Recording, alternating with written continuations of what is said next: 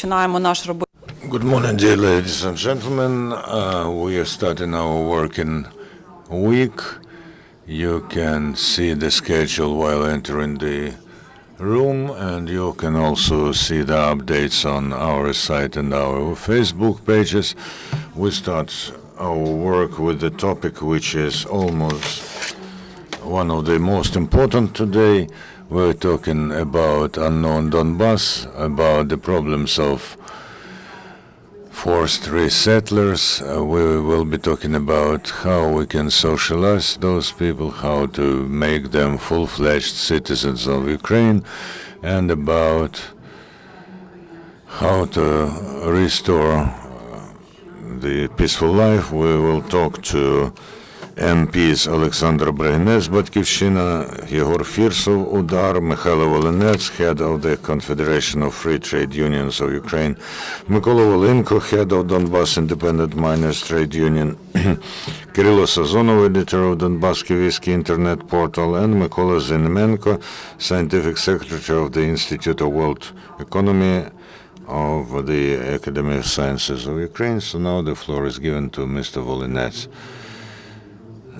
Good morning, dear friends. As the Coordination Council that we organized last week is a public organization, I won't be able to talk for long. There will be 7 or 8 speakers today, but what will we talking about? Look, today we see Volodymyr Sopota here, who is a member of Maidan from Luhansk. He was warned several minutes before he was to be captured by the so-called Luhansk People's Republic. Now he is in Kiev. He will tell us about his trials and tribulations in Kiev. He didn't ask for any money. He just asked to help him with a job, but he wasn't helped. It's good that he has friends and acquaintances here. Otherwise, a person may just find themselves in a despair. Otherwise, how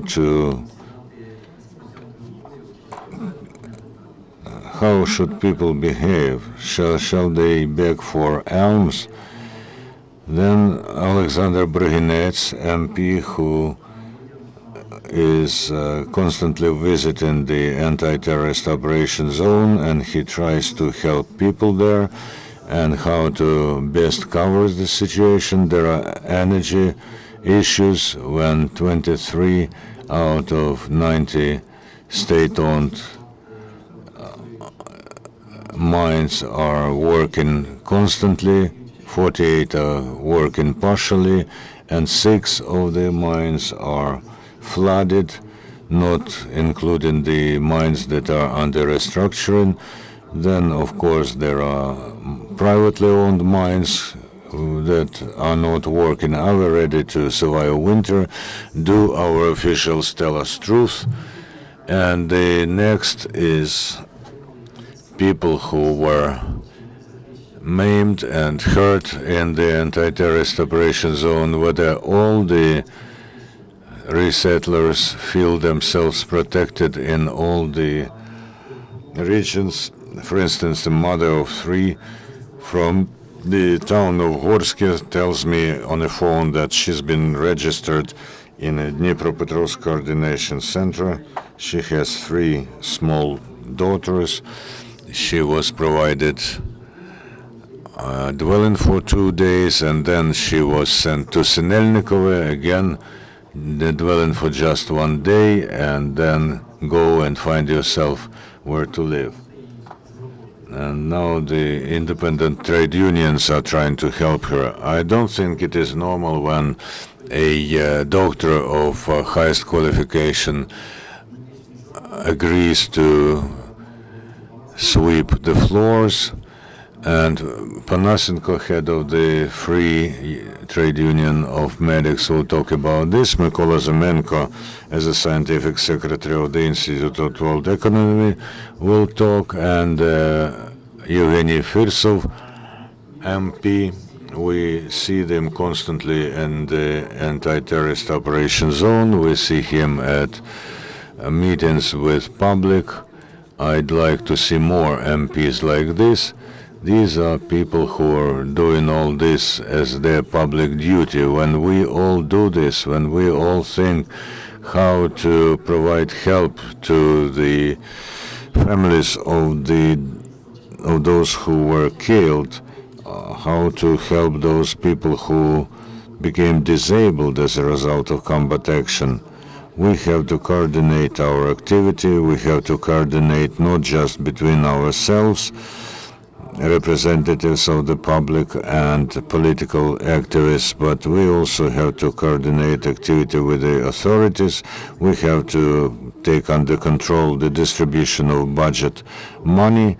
As far as humanitarian issues are concerned, Timofey Nagorny from the Coordination Council is also yesterday, several days ago, he was in Slovyansk. He is looking into humanitarian issues. Now he is next to Donetsk, and he's giving help not just to those who live there, but to everybody who needs such help. So when we were setting up the Coordination Council with a view to restore the Ukrainian statehood in the east and Crimea, we undertook to solve quite a lot of issues. You can ask us whether we will be able to solve this, to work upon those issues, and whether the authorities will agree if we say that we will control the bodies of power. Yes, we will do this because this is our obligation, and the representative of the Ministry of Defense was at our first sitting, and she said, don't do this, the State Security Service does not like it, and we are asking whether we can trust all the servicemen from the SBU. And she says no. So who will protect a average citizen? We are being told don't try to free the people who are captured by separatists and bandits. And we are asking whether it was you who liberated Alexander Wolk or Alexander Hurov who were in captivity. And we have an obligation to go into this as well. We do have to understand the measure of responsibility, to understand the distribution of responsibility, to help to the maximum, and also not to yield to a fool who is in power and is telling us what to do and what not to do.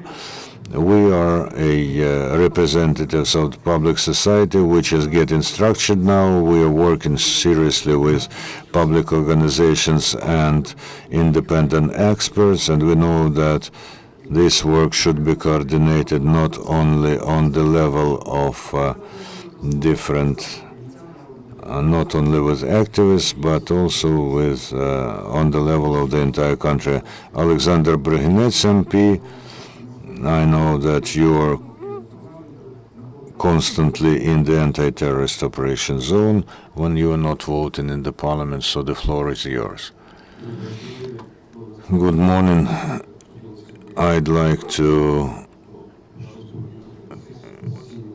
I would like to spend here more time, but there's a session week, and I still think that it will be useful about the problems that are not talked about much, and I would not like to repeat ourselves. And the biggest problem that we don't talk about is authority or power on the liberated territories. The matter is that people there think that if the territory is liberated, then new officials come and they will start a essential restructuring of what is going on, but this does not happen because local bodies of power, local councils continue to exist.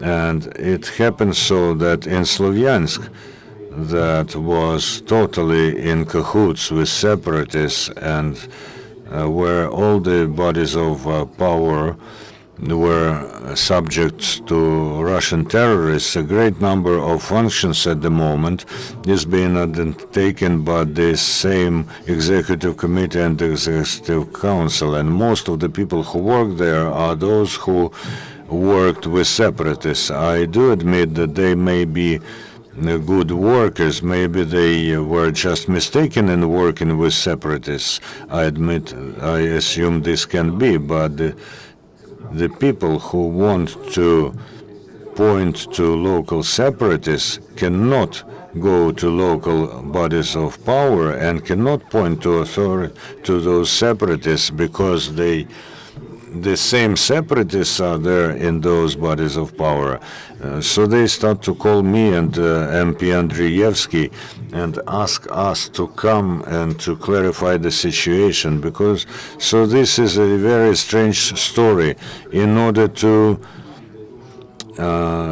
work with the local authorities, you have to find a person in Kiev who will guarantee your security if you want to tell something what's happening.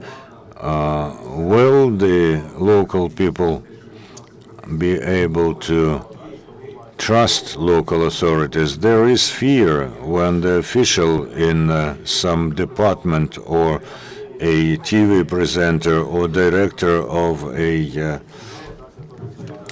enterprise who previously stood hand in hand with separatists is still working after the liberation. So people lack energy to come and point to separatists, to these people. Can we just disassemble the state council? No, we cannot, because there is legislation and our law enforcement bodies not always manage to follow the activities of those people, and we know that it is rather hard to dismiss a person for the cooperation with separatists. So we are now thinking about which amendments should be made in the legislation so that we can purge some people from the authorities in the anti-terrorist zone. I met people from the not liberated yet Gorlivka. Quite a lot of people left the city. They gather in Slovyansk and Kramatorsk, and they are waiting for the soonest liberation of Gorlivka. They asked us to prepare a draft law on the change of powers in Gorlivka. So I and Andrievsky registered the draft law on the disbandment of Gorlivka City Council, and before that I registered draft laws about Luhansk and Donetsk city councils. The change of powers of authorities is very important, and the authorities won't do this themselves. I think that our committee will be able to do this. Another point that I would like to draw your attention to, that people do not talk much because they do not understand Donbas. There's a very interested region in Donbas where there's no small or medium-sized business, there's just huge business, and it is characteristic that people there work at one huge enterprise, and this means that the owner of the enterprise, the trade union of the enterprise, and those parties that support this enterprise, they control the entire settlement.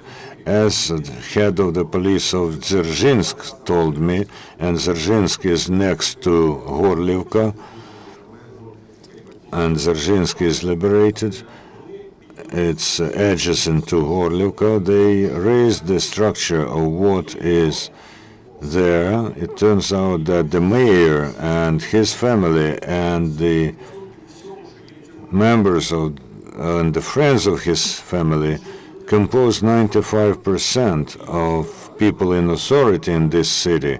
So the concentration of power is huge. I talked yesterday to security service people in Slovyansk, and they say now that the role of the demolished Party of Regions and the Communist Party is being assumed by the non-demolished, non-destroyed trade union.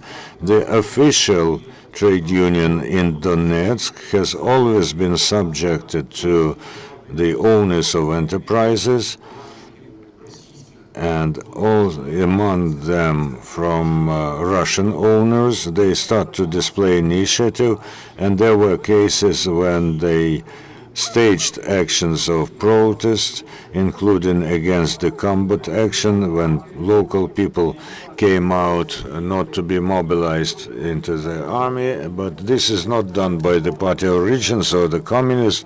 This is done by trade unions. So there is restructuring of what is being done by trade union, and including the creation of small and medium-sized businesses, very important, because everyone should feel themselves a personality, not an ant in an anthill. So these are the most important things that I wanted to talk about, which we do not talk much when we describe the situation there. Of course, there are problems of employment, of the restoration of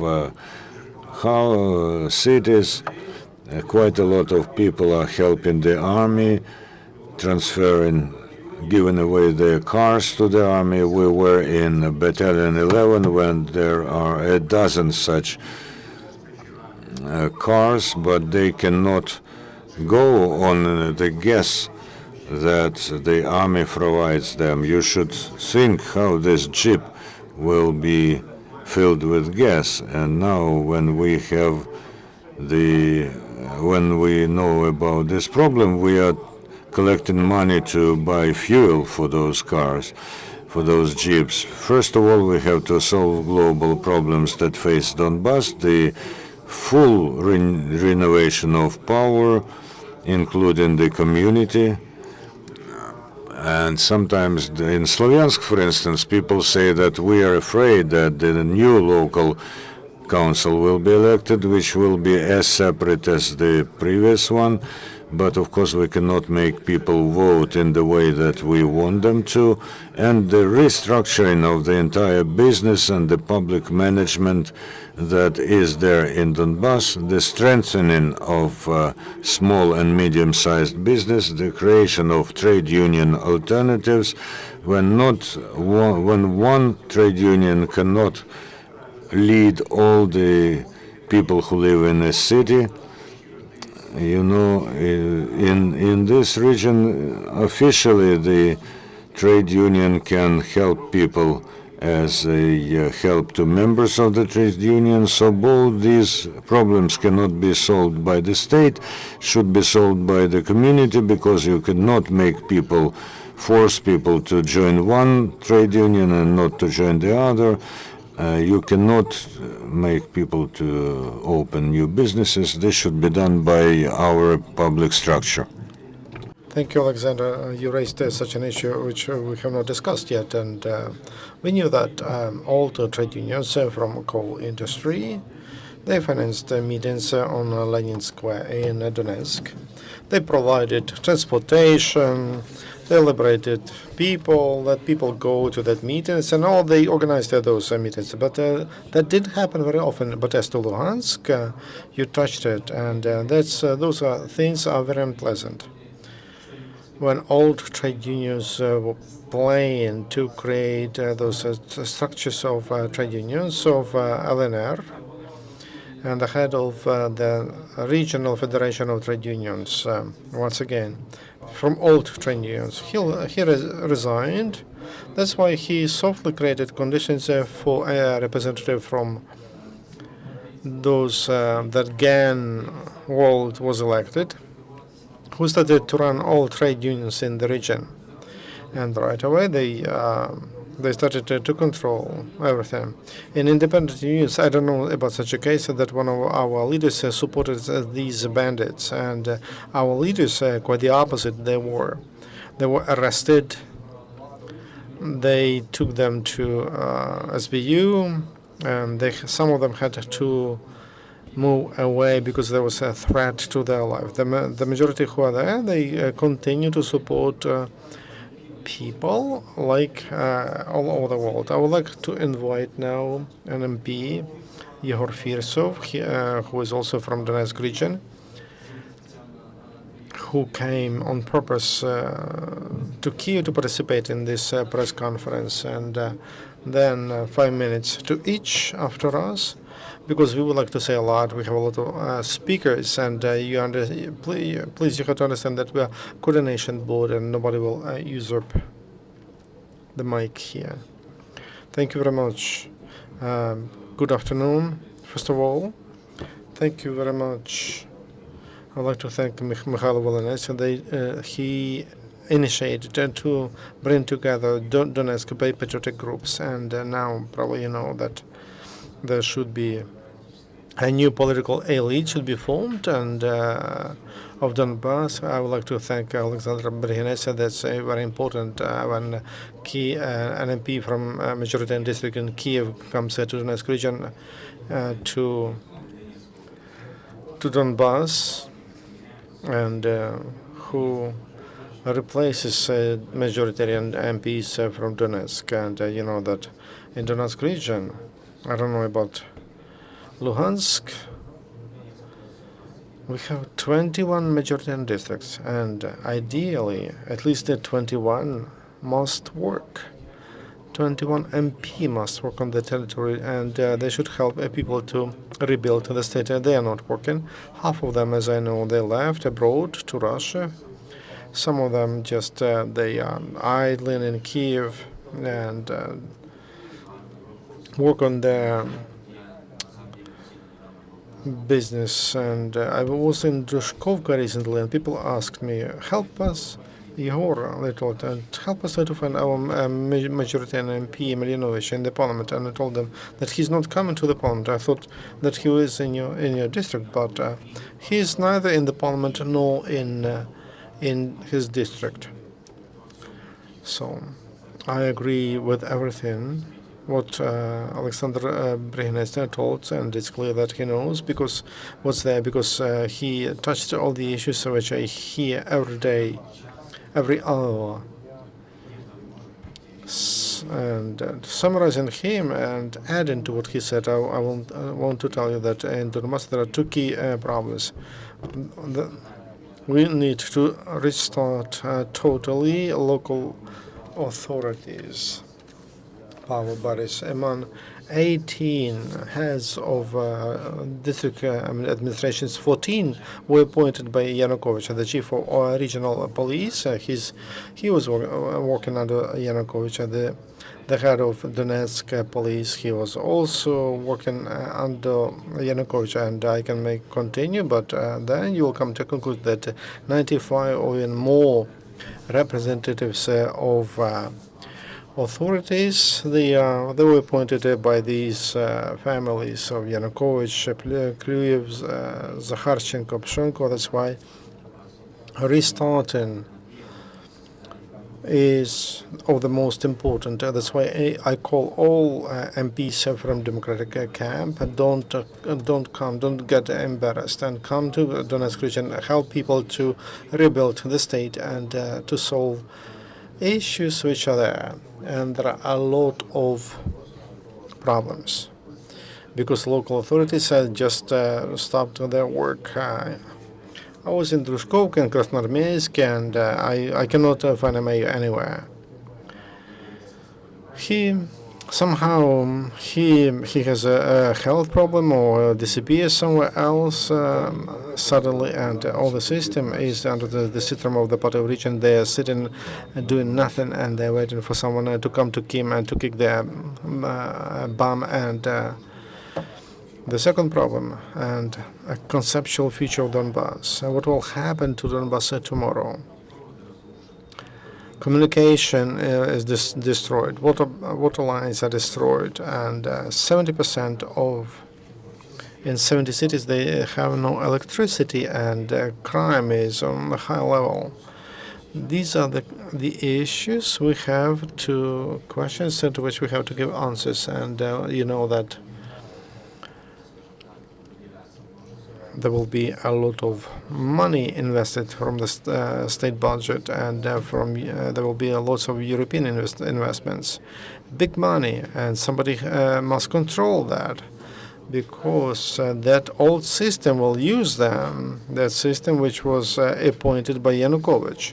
So that's why at the beginning of this week, on Tuesday, I will speak in the parliament. I will call police and SBU and prosecution to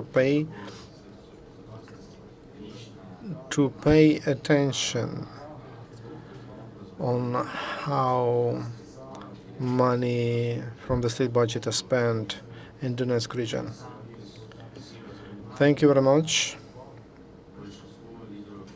Leaders of public opinion who are here, I hope to see you very soon in Donetsk region. Thank you, Yegor. I would like to inform that we decided who's working on what: healthcare, education, energy, cooperation with the national government, with the local authorities. I would like to invite Mykola Volynko, who's the chairman of Independent Union of Trade Unions in Donbas. He's responsible for coordination with local authorities, and he is also responsible for energy issues. Will we be ready for the winter? Because the way Mintopenergo is working, will not be ready for the winter. Our trade union many times raised this issue that urgently we must dismiss the management of that structure, because all the schemes and of sharing, dividing, and stealing, they are still there, and all those schemes are still working. And representatives of the family of Yanukovych, and they win tenders.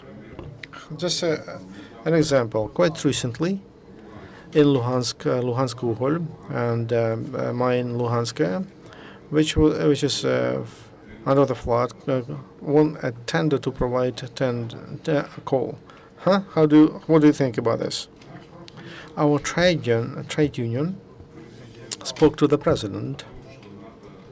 We told that we need to develop the issue of synthesis gas, processing gas, coal to gas. We spoke to many times, and nobody contacted me from the administration or from the government. I want to tell you that this contact with regions, local authorities. Just an example. There is Mr. Bahachov, who is secretary of in Donetsk City Council. He was leading big gangs of titushkas or hitmen around Donetsk, and they were looking for representatives of the right sector. He recently was arrested, and they let him go in 2 hours because there was no connection, as they say, no evidence they was connected to DNA. All local authorities, that happened to them because of oligarchs who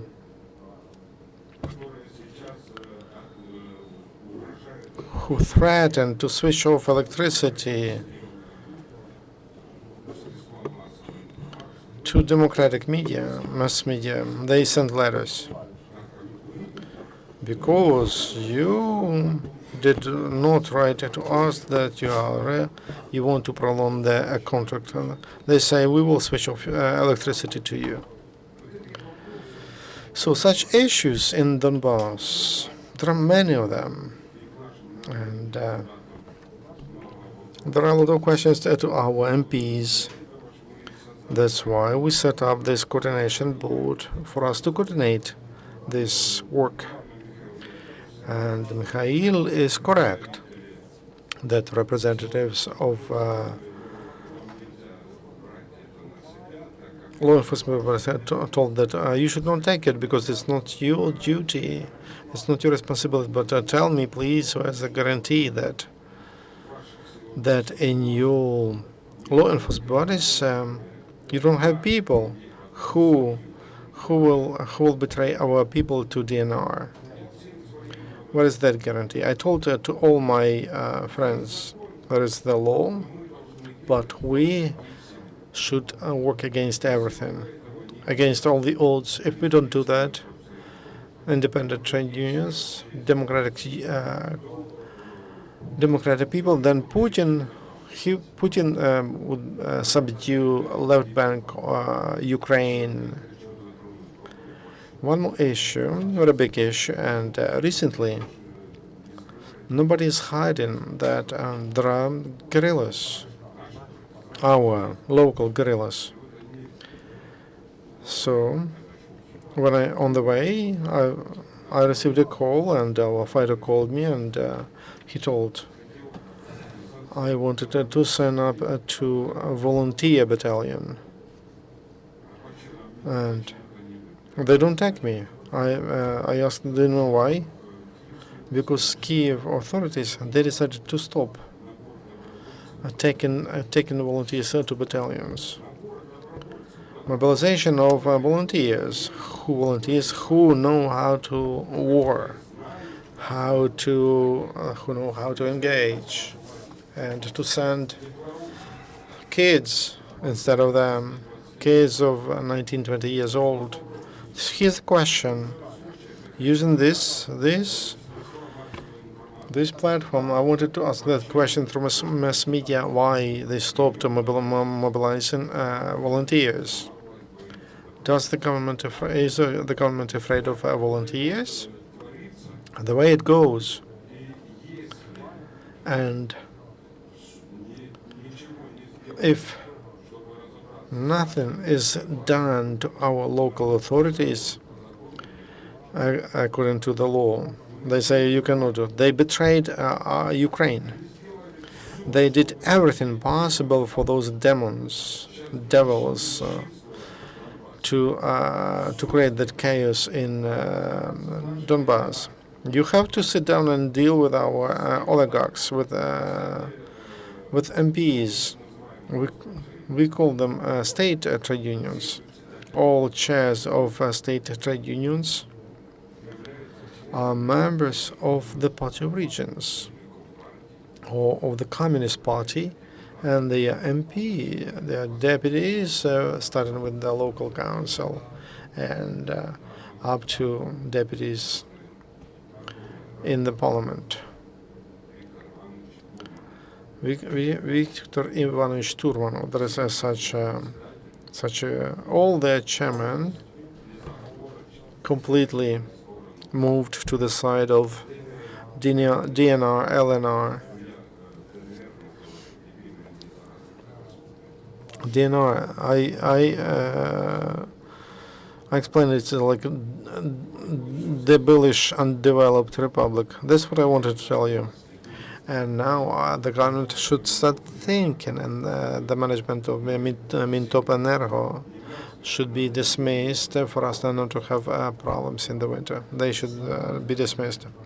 If we give you liberty and time, you would speak here for an hour. And there are a lot of issues there to discuss on local level and in the energy sector. And we will so many issues. I received a call from Shakhtarsk, and a representative of the team of Yanukovych. They took his business, and he was a strong man, and he developed his business on his own. Now, I know his democratic views. There was attack against him, and so he went to his daughters to another part of Ukraine. From Donetsk region, he went to Crimea, to Sevastopol, but he cannot get his pension, and he's now living at the expense of his daughters. Maybe our pension fund has not worked as well as it could. When I was going here, I got another call from him. It turns out that he has to go to Kherson region from Sevastopol, register there, and maybe he will receive his pension there. I'd like to give the floor to Volodymyr Sopota, who was working before he left Luhansk, and he's looking for a job now, and he goes to pension fund as if he is going to his job. What are your problems, and what suggestions do you have in this respect? First, I support Oleksandr Brygynets and Yegor Firsov, who said that the situation in the Donetsk region is similar to Luhansk region in the sense that all the bodies of local power, where the Luhansk People's Republic is, they were all built by the Party of Regions, and they are in need of lustration. Another issue about the situation with the anti-terrorist operation, it is there. In Luhansk and Donetsk, there was no decree of the president, and because of the ambiguity of the situation, people who wanted to be guerrillas and underground workers, they could not do this because there was no legislative basis. So they were facing a choice whether to go to Ukraine or to remain there as peaceful citizens. Those who used their right to go to Ukraine because they are patriots of Ukraine and they see Luhansk and Donetsk regions as Ukraine, the roadmap said clearly what you had to do: to take the documents, some underwear, and when I was leaving, the bus station and train station were also controlled by the Luhansk People's Republic, so part of the people were killed. They were checking our documents, and part of the people were killed, part managed to go away. So this is the roadmap, and it guaranteed us that people who leave Luhansk or Donetsk after they are registered can use their right to receive help. I registered. I also written in a blank form that I don't need help, but I need a job. So if we get residence and medical help, all the rest of the problems we can solve ourselves. But this registration is purely formal because the entire legislative base today is in favor of, is like in peaceful times. So, of course, there is now a situation in Donetsk and Luhansk region and the situation in the rest of Ukraine, or in Ukraine in general. So if there's combat action in those two regions, here all the legislative basis is as if there were peace, and not a single person who comes here can solve their questions, issues in an accelerated manner. For a month I've been getting help from my friends, otherwise I would die. When you start to talk to officials, well, you know, they are very well-wishing and they want to help you, but they say you directly, we don't have legislative basis to solve your issue the way you need it. I hadn't received pension for 2 months before I came here, and I don't know where this pension went. There's no confirmation because there's anti-terrorist organization there. However, as I was getting my pension through Privat Bank, I gave them the payment slip saying, look, I haven't got the pension, but they said this is no proof. We will have to look into this after the anti-terrorist operation finishes. When I analyzed all this, I arrived at the conclusion that the only person who can solve this problem is the president of Ukraine, Mr. Poroshenko. So I drew an address to him and the MPs on the 19th of June, adopted the law on the status of resettlers, but the president has not signed it because there is no legislative basis that can regulate this within the framework of anti-terrorist operation. The convention has to work in this respect. In 1949, people who went through the war and who suffered all the terrible things during the war, they prepared a draft convention for the United Nations with a clear-cut designation of what has to be done. I think that this convention should be applied to Ukraine, and we will, of course, protect and defend our territories. Everything should be brought into accordance with the UN Convention, and then we will solve the issues. Otherwise, I don't see any way out. Thank you. I know your situation when his son lost his job in Luhansk, when the daughter is a student, and when the wife lost his job and the man cannot get his pension. But you see, he tries to solve the issue, and we use him very often in order to try to solve the issues with other people. He provides consultation and advice, and he helps other people to adapt. Thank you for your spirit and strength. Thank you that you haven't become angry. The person chose another way. He tries to solve his issues and to help other people. I give the floor to Oleg Panasenko, who is the head of the Free Trade Union of Medical Workers. Good morning. The Free Trade Union of Medical Workers that I had wants, together with the Coordination Council, to work out clear-cut algorithms that would provide for medical help for people who had to leave their native places.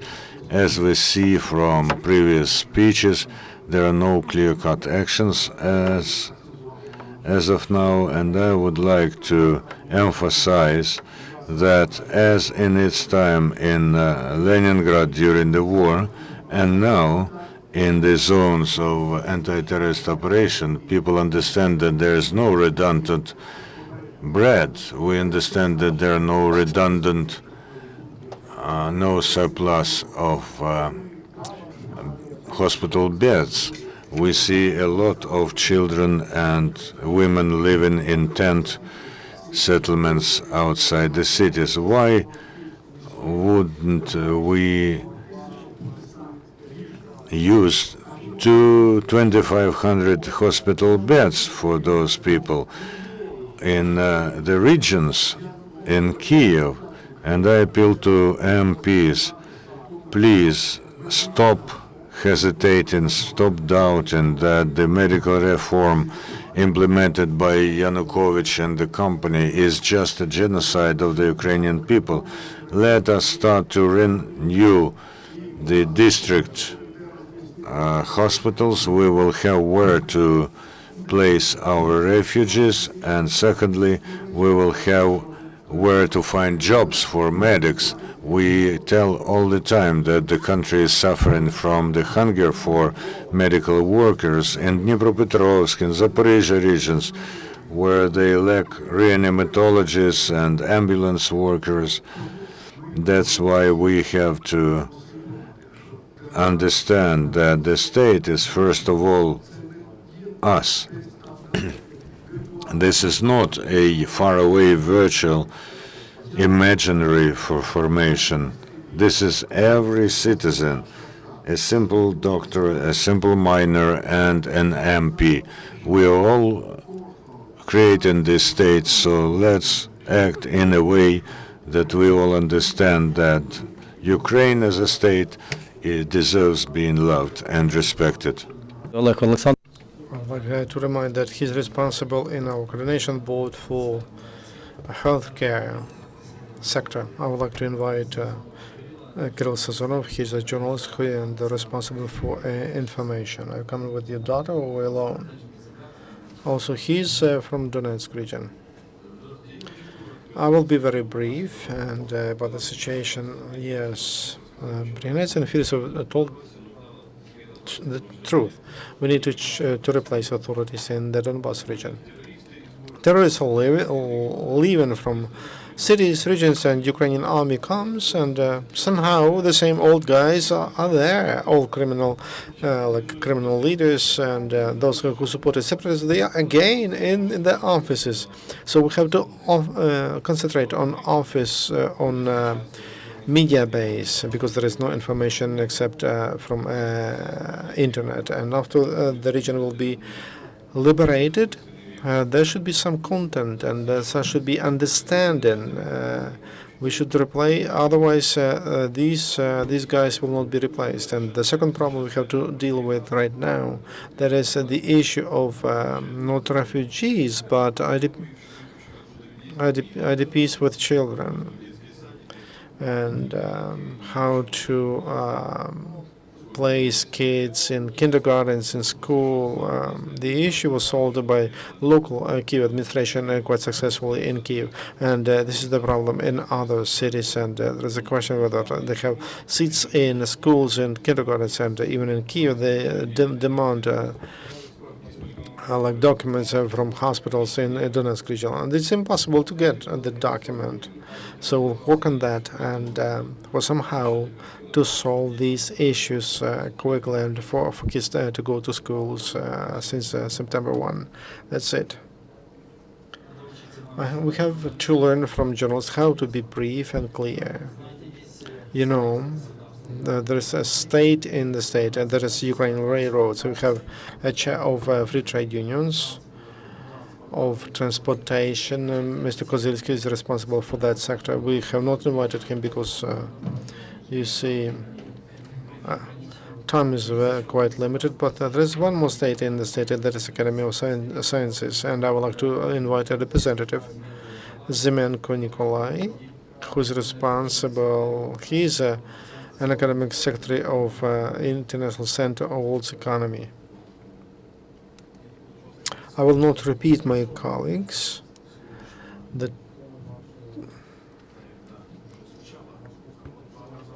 As to education, I have to say that until now we have not paid attention to the fact that education is important for every family in Ukraine.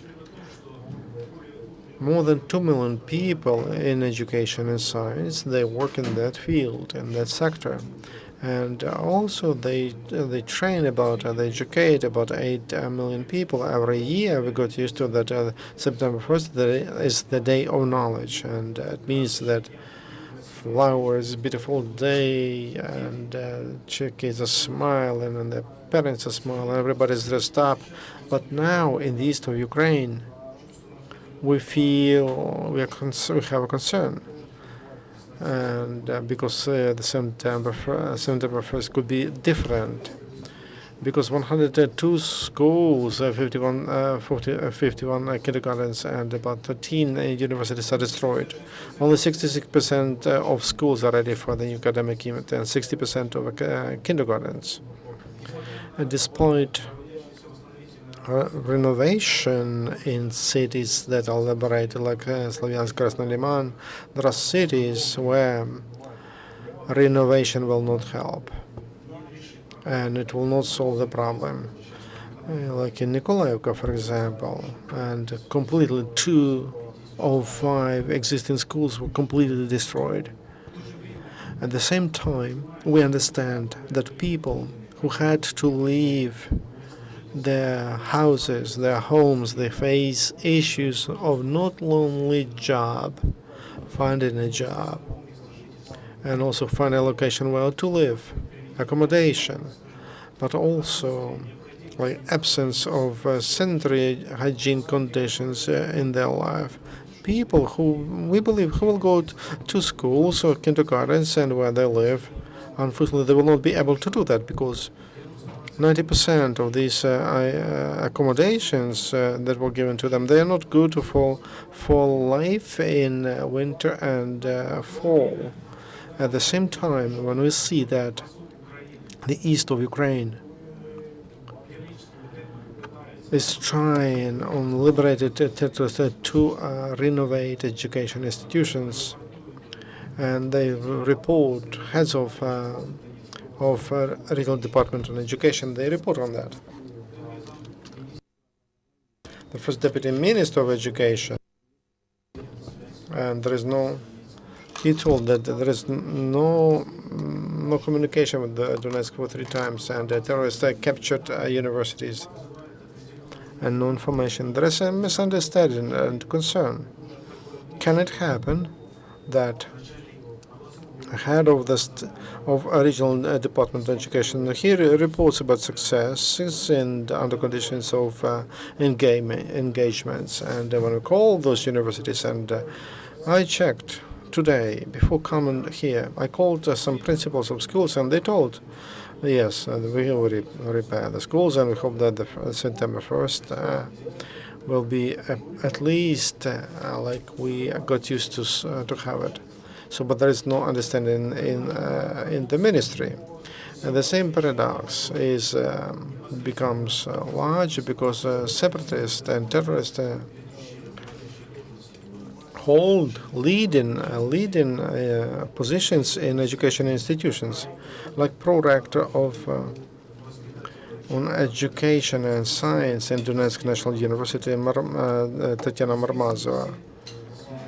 All mass media wrote about her. They showed her, they spoke about her on many TV channels, and she's still there. She received the bonuses, salary, etc. Like usually. It's also a paradox. And post-Soviet trade unions, 8 million members.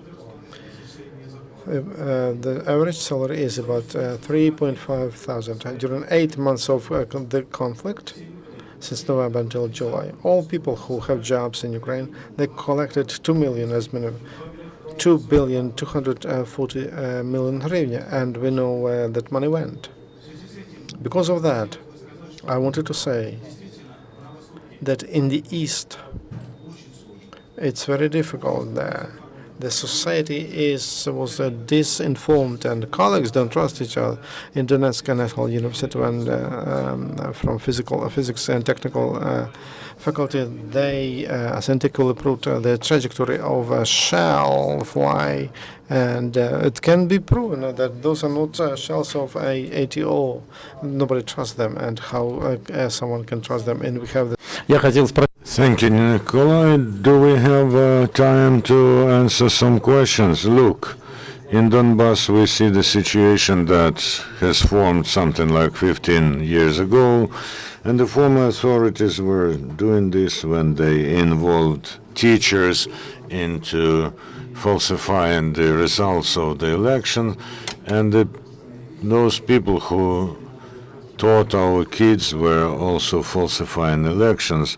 This we have to put an end to. We are now entering another pre-election campaign, and the coordination committee is assuming responsibility for this as well, for control and for the protection of the results. I'd like also to draw your attention.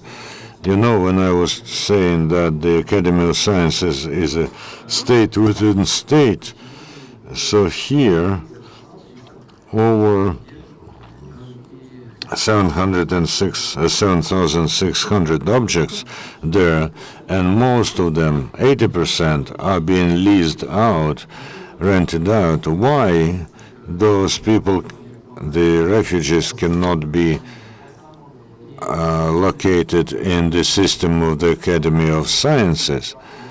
As far as the preparation for the season is concerned, during the preparation for the 1st of September, there are very many people in Donbas who displayed during the end of the last teaching season. They were going from door to door, giving children lessons in their homes or through internet. This is very important. I think that there's a majority of such people in the system of education in Donbas, and I hope that we will be able to answer a lot of questions, whether the higher educational establishments will work, whether they will recruit new groups, and how to do what have to do those people who studied for 4 years, whether they will get a diploma. What about foreign students who have studied for 3 or 4 years in Donetsk and Luhansk? The state does not talk about this. We will have a very huge international attention towards this, and this is to put it mildly. I think there were 7 speakers. If there are questions, please tell us whom do you want to ask the question, and we'll try to answer it. If there's a question that we won't be able to provide the answer to, we'll try to answer you later. Any questions? I don't see any questions. So as a moderator, I will ask. A representative of the For Peace and Stability MPs group in the parliament says that one of the possible options for the soonest restoration in Donbas, the nationalization of coal mining industry. You know, in Poland, where they have a rather powerful independent trade union Solidarity, they insisted on the nationalization, and 95% of coal mines were nationalized. Whether Ukraine will be able to do this is very, very hard to tell. So I don't think we should be hasty in this. If this MP talks about this, then I or Mykola Volynko should hear where does he say this, what his aim is, and whether we should support this person or not. But the issue is very important, because if the mine, for instance, Krasnoarmeyska Zakhidna #1, which is one of the best mines in Ukraine, having huge stores of coal, a very precious coal, and the owners of this enterprise worked very hard on the appearance and flourishing of the Donetsk People's Republic, while they were sweeping out a great number of stores where they just despise local workers, and where they have a pocket trade union, and it is impossible to create an independent trade union because of their inhuman activity. It is understood that we will raise a question about nationalization where such enterprises are. So I would like to really hear from this MP. This is MP Opanashenko. Well, maybe this is just his initiative. I can't tell you anything about whether he drew a legislative act or whatever. The matter is that evidently the reorganization of the branch is absolutely necessary, and it will be held, but of course we have to clarify the terms, the timeline. Maybe in some cases some mines will be just confiscated, because the legislation allows to confiscate the property of those people who helped separatism. Another point is that maybe there will be the cancellation of privatization, because in many cases it is easy to prove that a mine was illegally privatized, and if it was privatized in a legal way and did not help the development of separatism, I don't think that there's a huge problem in making this mine state-owned. Any process of buying out the mines from their owners demands additional resource, which we do not have in Ukrainian, and I understand very well that Luhansk mine, where you have to pump out the water, and it is not understood where it will when it will start to work. I think that look, the Luhansk department for mines has 130 million balance stores, and we do not have such resource to pump out the water.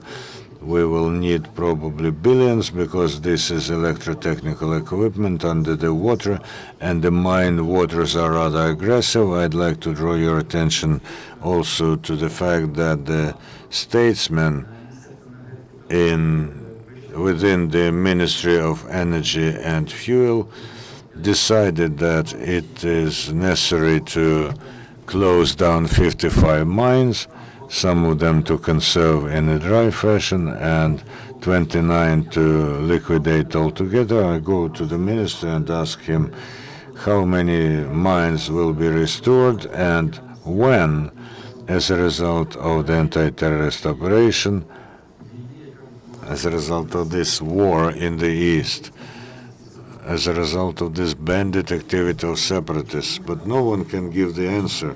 Why are we in such a haste while we raise the issue of closing down the mines? Is it worth to give back the mines that are successfully working? Or, for instance, DTEC company that tries to restore the energy system of Donbas. If it is not restored, then there's a threat of collapse of the entire electricity system in Ukraine. Otherwise, it will be possible to launch it again only in 8 months from the Russian territory. Because our cosinus does not correspond to the one in Western Europe, and we will have to go for special, very expensive things to do this, and a great time. So that's very important for us today, not to make some very radical steps and to push the officials and ministers if they make illogical or foolish steps. In a month, we can even forget their surnames, but they were able to inflict huge damage. There has to be public control and the attention of press so that there are no unforeseen steps or irresponsible steps. Another question? A new coordination board will develop a business plan that you will bring to the government to renovate and to rebuild Donbas. Very interesting question. We have not discussed it yet. A business plan or how to develop a big proposals economic for the government, because we took quite different issues, everyday issues.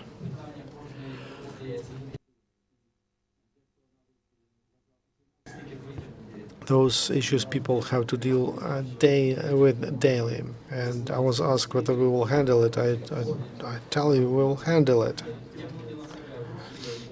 To get money from donor structures, from oligarchs, we're not going to do that, and many of